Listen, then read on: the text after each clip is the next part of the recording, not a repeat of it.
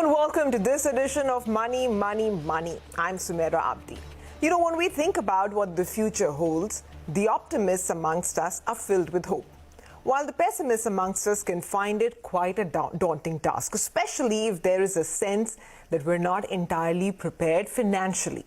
But that needn't always be the case. Financial insecurity can both be dealt with, and here to provide a plan for just that is Roopa Venkatkrishnan, Director at Sapient Wealth Advisors and Brokers. Roopa, thanks very much for joining in, and thanks for speaking to us because you're someone who has dealt with this issue amongst, I'm sure, many of your clients. So the first thing I want to ask you is, what are the signs of financial insecurity? And on the other hand, what does it mean to be financially secure? Thank you so much, Sumera. Once again, a very good afternoon to all the viewers. So, as you rightly said, any kind of insecurity, whether it's emotional, financial, or professional, is bound to cause stress and anxiety. Financial insecurity can be a serious source of stress and anxiety, and it's highly linked to low level of financial literacy or problematic financial behaviors. But money is such an important part of our life journey because money buys food, shelter, and security for one and all. So financial security, when you refer to, it's a peace of mind experienced when you have relatively very few worries about money. For many, I think it's often entails being debt-free, fear from how to manage your money to pay the daily bills, being controlling your personal finances, prepared for financial emergencies, contingencies, health issues, and steadily increasing your financial security over time. But as you rightly said, can you be more financially secure? Yes, of course we can be more financially secure. And financial security is about focusing on generating feelings of paying bill properly. When you plan yourself, when you set a target and plan yourself, I think you could achieve all of your financial insecurities and you can set your house in order. Okay, but is there a certain kind of investor who is more prone to financial insecurity? Well, Sumera, it's very difficult to pinpoint saying that it is for a certain section of people, but I personally believe saying that it is for everybody. Each of us go through that financial insecurity. Anyone is prone to that financial insecurity because managing money is never taught at an educational institutions or at home or at a workplace professionally. It has to be cultivated by each of us during our own lifetime and life journey. And it is through friends and families and, that we learn how to manage our finances. So for many, financial security can feel like unattainable dream, which is not true. Investors who really bring in a discipline and savings habit don't live beyond their means and are prone to financially insecure. So you need to actually set yourself a goal and a plan saying that how do you want to set it and you take it forward from there. Okay, but Roopa, does this financial insecurity stem, is it a financial problem? Does it stem from not earning enough or not saving enough or maybe spending more than one is, or is it a psychological issue? What are the first signs that somebody must look for? So it's very difficult to pinpoint, Sumera, saying that what exactly would drive that to, but we develop our beliefs and attitudes about money early in life. So often we aren't even consciously aware of what our beliefs are, okay, let alone what we learn on them.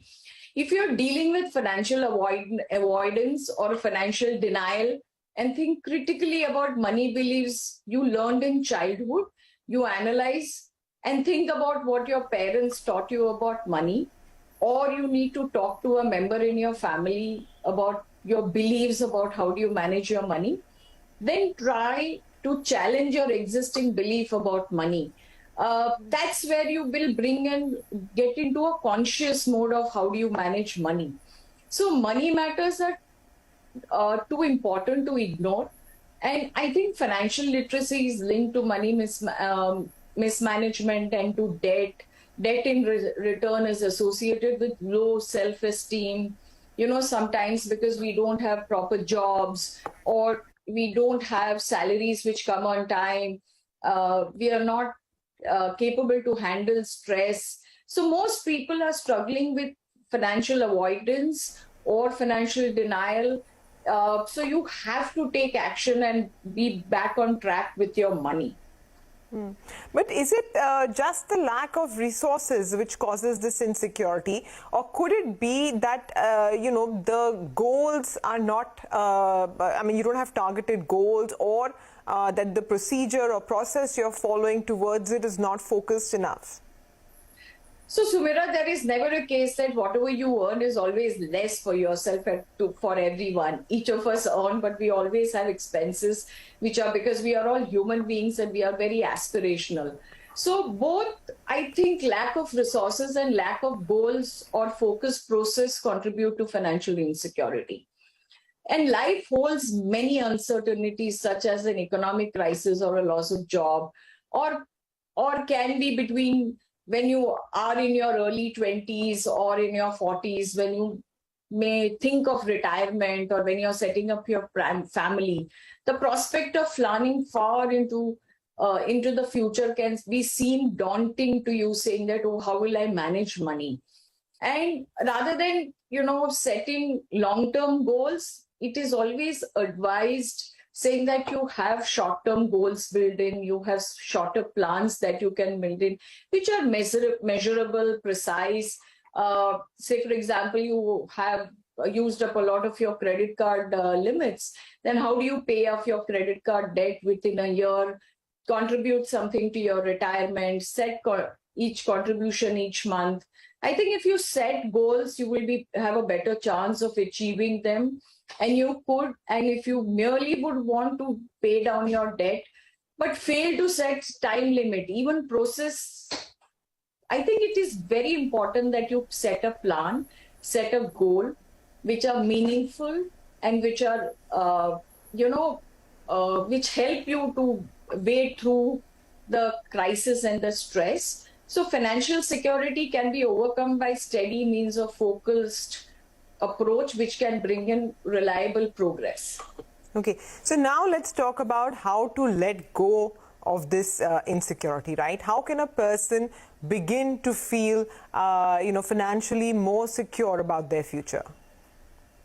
Sumira, the first thing is, I think if there is a way, if there is a will, there is a way, correct? And it is not something that it's a rocket science and each of us have done all our lives.